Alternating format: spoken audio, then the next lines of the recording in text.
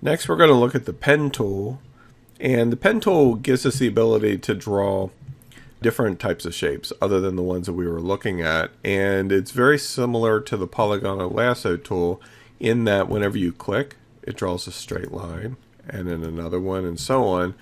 But unlike the polygonal lasso tool, the pen tool gives us the ability to edit our shape at any given time. And you'll notice that once I get back to the starting point, see how the little circle appears below the pen. So whenever I click on that, it closes the shape. Now, at the top here, you'll notice that we have some options. We can choose what we want to do with this shape. We can choose to make it a selection, a mask, or we can turn it into its own shape layer. And you'll notice that whenever I click that, it puts it on its own layer, and it filled it with our foreground color, just like the other shapes would be naturally. So then we can go in and edit our shape at any given time. And of course, how we would do that is to once again choose the direct selection tool, and then I can select one point and drag it down, and it'll edit our shape. Okay, let's say that you add a point in here and you decide, you know what, I probably shouldn't have added that point. Well, if you left mouse click and hold the pen tool down, you'll notice that we have add anchor point, delete anchor point. If we choose delete anchor point, when we click on a point, you'll notice how the little minus appears in the pen. When I click on it, it removes it. The same is true if we choose the add anchor point anywhere along the path. Whenever the little pen and plus sign appear, if I click, it creates a point. Okay, and then we can go in and use the direct selection tool to edit that point. Now you'll notice that by default, it added a point that's a natural curve. It's a natural, evenly balanced Bezier curve. That gives us some advantages from an editing perspective, but let's say that you don't want it to be that way, that you want it to be a sharp cornered edge. Well, you also notice one of our choices here under the pen tool is convert point tool, and I'll show you how it works. If I select that and just click on this point that we created, watch what happens. Okay, it removes the adjustment points on it and turns it into a sharp edge as a part of the path. However, let's say that we didn't want it to turn into that kind of a shape, and we clicked by mistake, or we're trying to get another effect, and we want to add a Bezier curve to our path. Like let's say over here, it's already a strong, edged corner, you'll notice.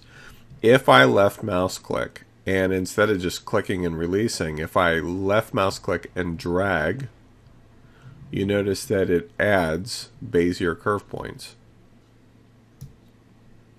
Now, check this out. Let me make this a little bit more pronounced. I'm going to move this point up higher.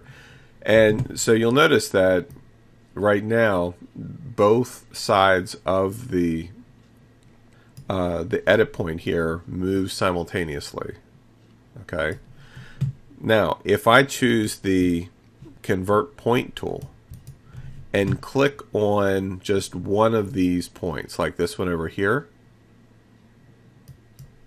okay, watch what happens now. Now I can edit and move this one independent from the one that's there. Not by clicking on the center point, but by clicking on this extension here. Okay, so it's really a cool feature that the path tools offer to you, because it gives us the ability to really edit these paths to whatever shape we need them to be. Now, the other tool that we have here, of course, is the freeform pen tool, and it works very similar to the lasso tool in that you can draw freeform, just whatever shape you want. Notice the circle appearing, so that'll close it. And then it smooths out our drawing and adds in anchor points wherever it feels that they belong best. Okay, and then we can go in, of course, and edit those as we see fit. Now, let's take our pen tool experience, if you will, and apply it to a real world environment working with a photograph. So I have the tomatoes up here, and I want to show you a really neat feature of using these pen tools.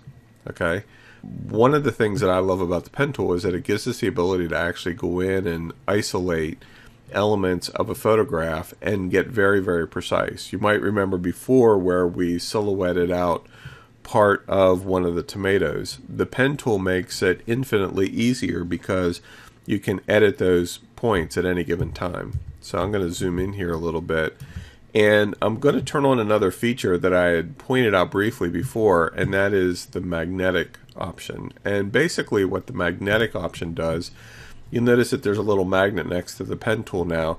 So it essentially gives the pen tool the ability to detect edges.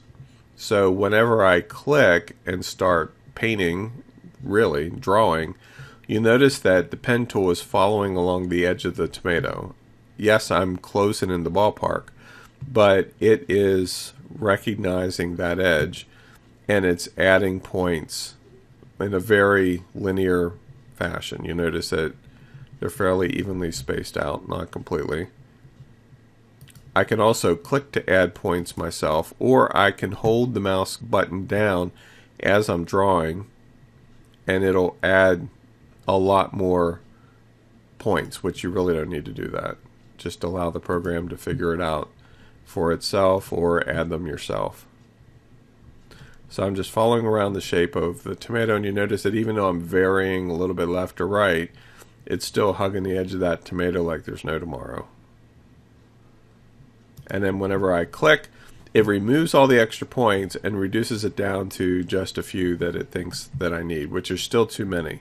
So the next thing I can do then is go ahead and delete a bunch of these extra anchor points. I'm going to delete a lot of them just to kind of prove the flexibility that you have with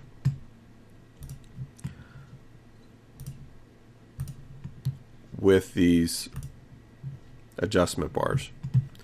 Alright, so now that we've removed a lot of them, you notice that we're not quite as form-fitting to our tomato. So I'm going to go back here and choose the direct selection tool, and then I can pick a specific point and start to fine-tune how the path is interacting with the shape that I want to achieve. And let's zoom in here just a little bit more so you can see. So I can get very, very precise.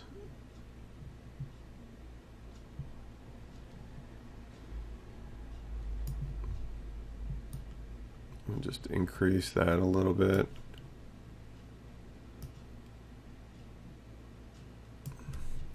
And so now it just becomes a matter of fine-tuning how these curves are fitting to the tomato. And by the way, you can always add more points if you need to. If you're trying to get something to wrap around and it won't quite happen, you can always add more points. So maybe reposition this puppy here a little bit.